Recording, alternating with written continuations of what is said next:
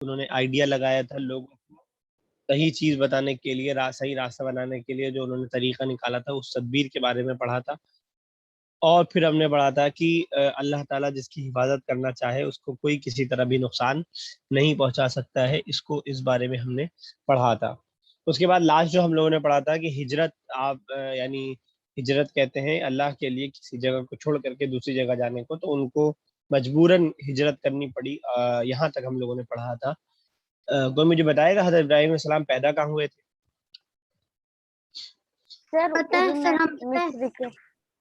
ہاں کہاں پہ؟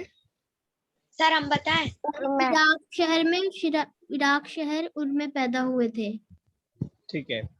اور تلبیہ وہ کون سی تدبیر تھی جو انہوں نے جو ہے لوگوں کو صحیح راستہ بتانے کے لیے اختیار کی تھی؟ کیا آئیڈیا نکالا تھا؟ سر انہوں نے بتوں کو توڑ دیا تھا اور سب سے بڑے والے بت پر کلہاڑی چھوڑ دی تھی. پھر جب لوگ آئے تھے میلے سے تو انہوں نے سوچا کہ ابراہیم نے کیا ہوگا، کیونکہ وہ ہمارے خدا کو برا کہتا ہے، اور آج وہ میلے میں نہیں گیا تھا. تو اس کو جب ان کو بلایا گیا تو انہوں نے بولا ان بتوں سے پوچھ لو، یہ تو تمہارے خدا ہے نا. Very good. الطاف ہجرت کسے کہتے ہیں؟ ایک جگہ سے دوسری جگہ جانا. ایک جگہ سے دوسری جگہ جانا. تو اگر میں یہاں سے ممبئی جاؤں گا تو یہ ہجرت ہے. سر مکہ سے مدینہ. صرف مکہ سے مدینہ جانے کو ہجرت کہتے ہیں. کوئی اور بتائے گا مجھے ہجرت کسے کہتے ہیں؟ سر ہم بتائیں. ثنا بتاؤ. رک جاؤ ایک منٹ رک جاؤ عفیفہ افرین رک جاؤ.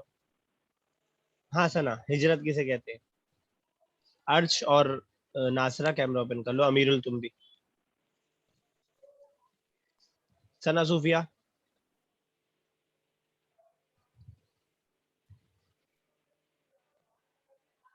چلو نہیں بتا پا رہے ہیں لوگ. آفرین تم بتاؤ کیا بتا رہی؟ جی سر ہجرت اسے کہتے ہیں سر جو اپنے خاندان، اپنے پریوار، اپنے ماں باپ اور اپنے دیش کو چھوڑ کے جاتے ہیں اسی کو ہجرت کہتے ہیں. ابھی بھی تھوڑا سا انکمپلیٹ ہے. تلبیہ تم بتاؤ کیا بتا رہی تھی؟ سر اللہ کے لیے جب ایک جگہ سے دوسری جگہ جاتے ہیں. ہاں شرط یہ ہے اللہ کی رضا کے لیے، اللہ کو خوش کرنے کے لیے، اللہ کے لیے اگر ہم ایک جگہ کو چھوڑ کے دوسری جگہ جاتے ہیں تو اسی کو ہجرت کہتے ہیں. نہ ہی جگہ کے بدلنے کو ہجرت کہتے ہیں، نہ ہی خاندان اور گھر کے چھوڑنے کو ہجرت کہتے ہیں. گھر، خاندان اور وہ ساری چیزیں ہیں، لیکن کس کے لیے؟ اللہ کے لیے. آپ اگر کمانے جا رہے ہیں کہیں تو وہ ہجرت نہیں ہے. ہاں لیکن اگر آپ کسی جگہ رہتے ہیں وہاں پہ آپ اسلام کو فالو نہیں کر پا رہے، اسلام پہ عمل نہیں کر پا رہے، اس کی وجہ سے آپ اس کو چھوڑ کر کے دوسری جگہ جاتے ہیں، تو یہ جو ہے آپ کے لیے ہجرت ہوگی. تو اب مجھے یہ بتاؤ حضرت ابراہیم نے ہجرت کہاں سے کہاں کے لیے کی تھی؟ کہاں تھے اور کہاں گئے تھے؟ سر میں بتاؤ. سر وہ کنعان، مصر اور شام، فلسطین، ان سب یہاں گئے تھے. کہاں سے گئے تھے؟ کس جگہ کو چھوڑ کر گئے تھے؟ جہاں پر وہ رہتے تھے ار میں. نام بتاؤ. سر ہم بتائیں. عراق کا جو شہر ار ہے وہاں سے اس کو چھوڑ کر کے وہ ان جگہوں پر گئے تھے. اب اس کے بعد جو ہیڈنگ ہے آگے ہم لوگ پڑھیں گے خانہ کعبہ کی تعمیر. یعنی اب ان کے ذریعے ایک بہت بڑا کام اللہ تعالیٰ نے یہ لیا کہ ان کے ذریعے سے کعبے کو بنوایا. پہلے اس کو ہم لوگ پڑھتے ہیں، پھر اس کے بعد خانہ کعبہ کے بارے میں تھوڑا سا مختصر ہم لوگ بات کریں گے. چلو صوفیہ پڑھو. خانہ کعبہ کی تعمیر. حضرت ابراہیم علیہ السلام کو 9 سال کی عمر میں اللہ تعالیٰ نے ایک بیٹا اسماعیل عطا فرمایا. اللہ نے حکم دیا کہ دودھ پیتے بچے اور اس کی ماں حضرت حاجرہ علیہ السلام کو عرب کے غیر آباد علاقے میں چھوڑ آؤ. حضرت ابراہیم علیہ السلام اللہ کے بڑے فرمان بردار تھے. آپ علیہ السلام دونوں کو وہاں چھوڑ آئے. کھانا پانی ختم ہو گیا تو حضرت حاجرہ علیہ السلام پریشان ہوئی. پریشان हुई। अल्लाह ने अपने फजल से हजरत इस्माइल अलैहिस्सलाम की एड़ियों की रगड़ से जमजम का चश्मा जारी कर दिया, जो आज तक जारी है और बहुत सेहत बख्श है। आगे चल कर हजरत इब्राहिम अलैहिस्सलाम और हजरत इस्माइल अलैहिस्सलाम ने मिलकर खाना काबा की तामीर की। इस जगह शहर मक्का आबाद हुआ। ठीक है, बस करो। अमीरुल अर्श कैमरा ओपन कर लो, otherwise I will remove both of you. ठीक है, फिर उसके बाद तुम मैम को मैसेज करोगे कि मैम हमारा कनेक्ट नहीं हो पा रहा है। तो खाना काबा की तामीर एक बहुत बड़ा काम अल्लाह ताला ने हज़रत इब्राहिम सलाम ने खास से खाना काबा की तामीर का भी लिया। खाना काबा की तामीर यानी खाना काबा को बनाना, आपको मालूम रहना चाहिए कि खाना काबा कई बार तामीर किया गया। सबसे पहले जो तामीर किया गया था फरिश्तों के ज़रिए से किया गया था, लेकिन हज़रत इब्राहिम सलाम के ज़माने में उसकी बुनियाद तो मौजूद थी, लेकिन ऊपर का हिस्सा उसका मौजूद नहीं था। कुछ जो ज़मीनी नेचुरल जो आफ़ात होती हैं, डिज़ास्टर जो होता है, उसकी वजह से वो जो है गिर गया था या वहाँ मौजूद नहीं था उस ज़माने में। लेकिन ये जो इलाका था, ये उस वक़्त आबाद नहीं था, यानी वहाँ कोई भी रहता नहीं था। और उसकी वजह क्या थी?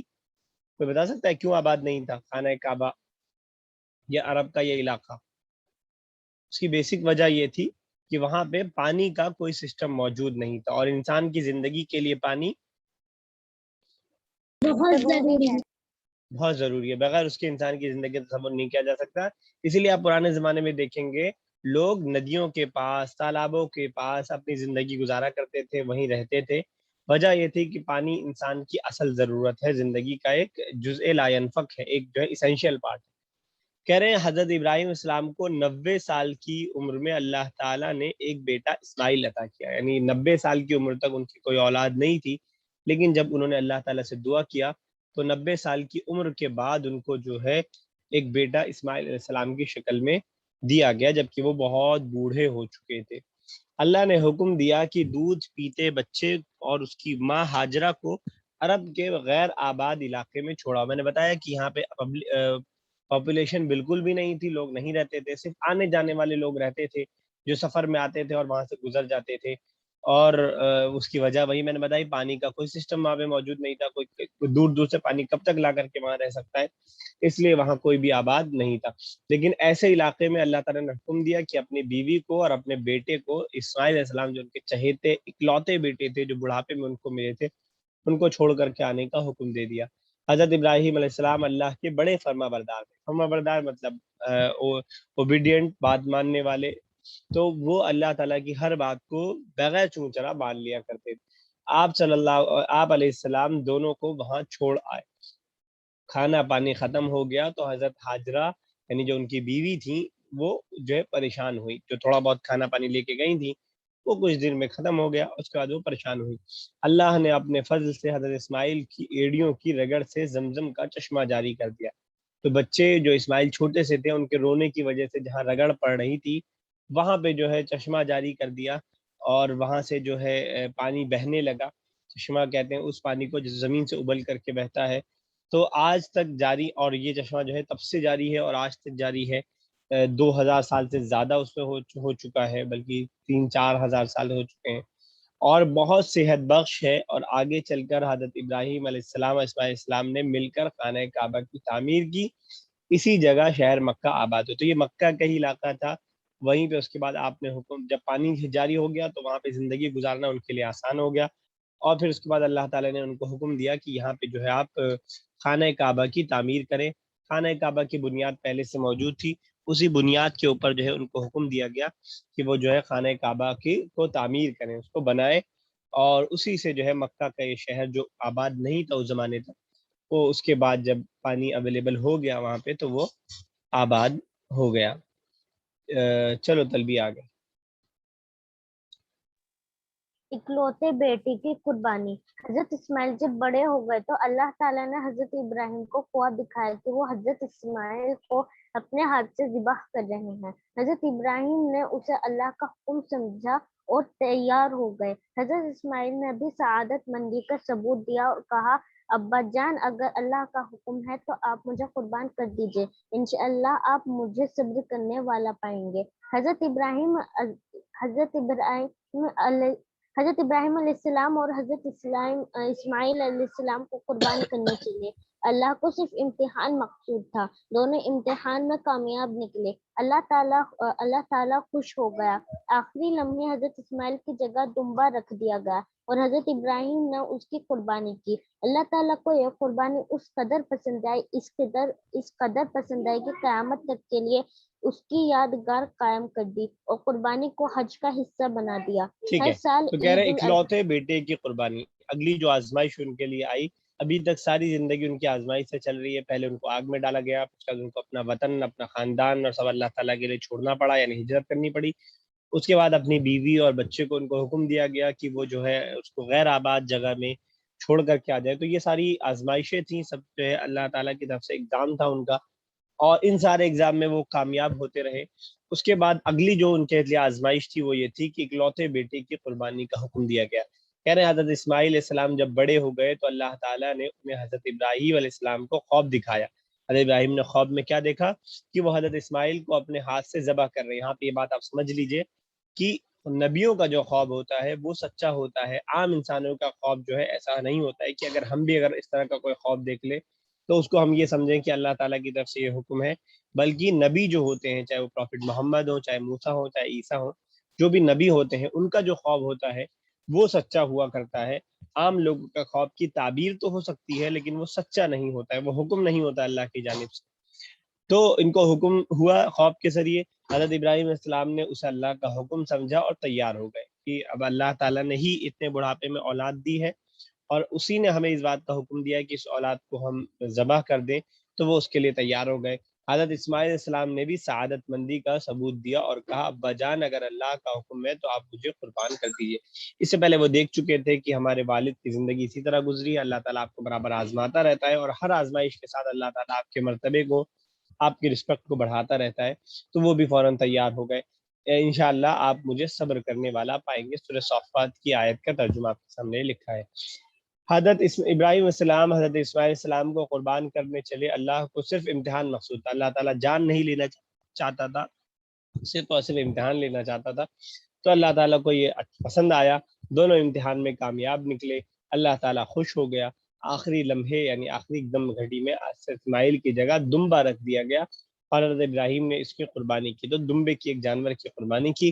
اللہ تعالیٰ کو یہ قربانی اس قدر پسند آئی کہ قیامت تک کے لیے اس کی یادگار قائم کر دی اور قربانی کو حج کا حصہ بنا دیا۔ جس طرح ہم لوگ پورے دنیا کے اندر قربانی کرتے ہیں، اس کو حج کا ایک پارٹ بنا دیا گیا۔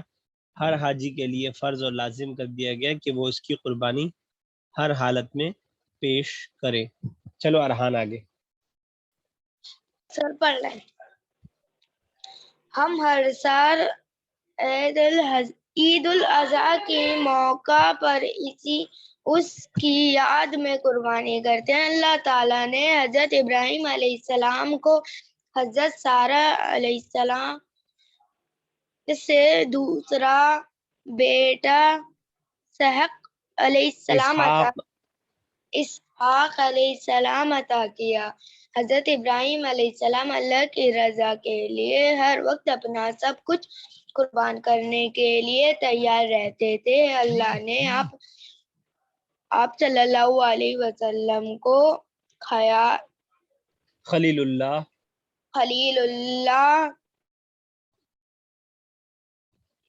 اللہ کا دوست یعنی اللہ کا دوست کا لقب دیا۔ حضرت ابراہیم تو کہہ رہے ہیں کہ یہ قربانی جو ہے اللہ تعالیٰ کو پسند آئی اور اللہ تعالیٰ نے اس کو حج کا حصہ بنا دیا۔ ہم ہر سال عید الاضحیٰ کے موقع پر یعنی بقرعید جس کو ہم کہتے ہیں اردو میں، بقرعید کے موقع پر اسی کی یاد میں قربانی کرتے ہیں اور اللہ تعالیٰ نے حضرت ابراہیم السلام کو حضرت سارہ سے دوسرا بیٹا اسحاق عطا کیا۔ پہلی جو ان کی وائف تھی وہ ہاجرہ تھی اور دوسری جو ان کی وائف تھی وہ سارہ تھی۔ تو انہوں نے جو ہے دوسری وائف سے اسحاق علیہ السلام بھی عطا کیا، یعنی دو بیٹے ہو گئے، پہلے اسماعیل دوسرے اسحاق۔ حضرت ابراہیم علیہ السلام اللہ کی رضا کے لیے ہر وقت اپنا سب کچھ قربان کرنے کے لیے تیار رہتے تھے۔ تو اللہ تعالیٰ کو خوش کرنے کے لیے اپنی ساری چیزیں وہ قربان کرنے کے لیے تیار رہتے تھے، چاہے وہ بیوی، بچے، بال، دولت، گھر بار، کوئی بھی چیز ہو۔ اسی لیے اللہ تعالیٰ نے آپ کو خلیل اللہ کا لقب دیا، آپ کو اللہ تعالیٰ نے خلیل اللہ کا یعنی اللہ تعالیٰ کا دوست، جو کہ ایک بہت بڑا اعزاز ہے، بہت بڑا ٹائٹل ہے، بہت بڑا لقب ہے کسی بھی انسان کے لیے کہ اللہ تعالیٰ اس کو اپنا دوست بنا لے۔ اللہ تعالیٰ یعنی اس دنیا کا خالق، مالک، اس پورے یونیورس کا بنانے والا، اس پورے یونیورس کو چلانے والا، وہ کسی شخص کو اپنا دوست بنا لے، لیکن یہ اتنا آسان نہیں ہے۔ اتنی قربانیوں کے بعد جب ان کو جو ہے یہ لقب عطا کیا گیا۔ چلو ناصر آگے، عبدالصمد کیمرہ اوپن کر لو۔ حضرت ابراہیم نے اللہ کی خاطر سب سے اپنا رشتہ توڑ لیا تھا، صرف اللہ کے ہو کر رہ گئے تھے۔ اس لیے قرآن میں جگہ جگہ آپ صلی اللہ علیہ وسلم کو آپ علیہ السلام صلی اللہ علیہ وسلم، آپ علیہ السلام کو حنف ہر طرف سے کٹ کر صرف اللہ کی طرف متوجہ رہنے والا کہا گیا ہے۔ آپ کو لوگوں کا امام بنایا۔ آپ کے زندگی میں ہمارے لیے بہترین نمونہ ہے۔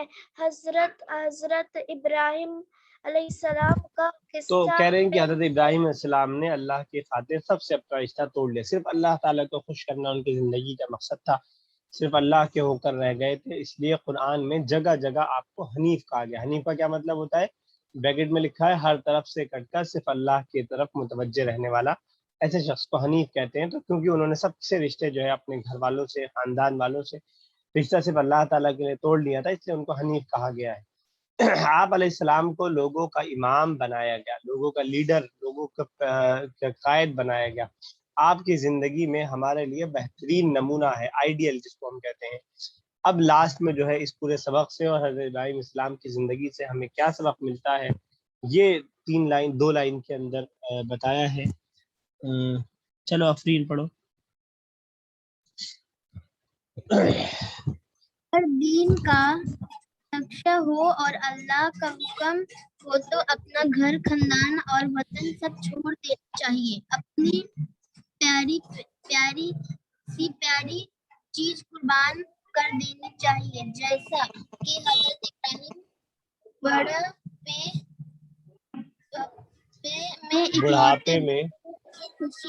بڑھاپے میں اکلوتے بیٹے کو خوشی قربان کرنے کے لیے تیار ہو گئے۔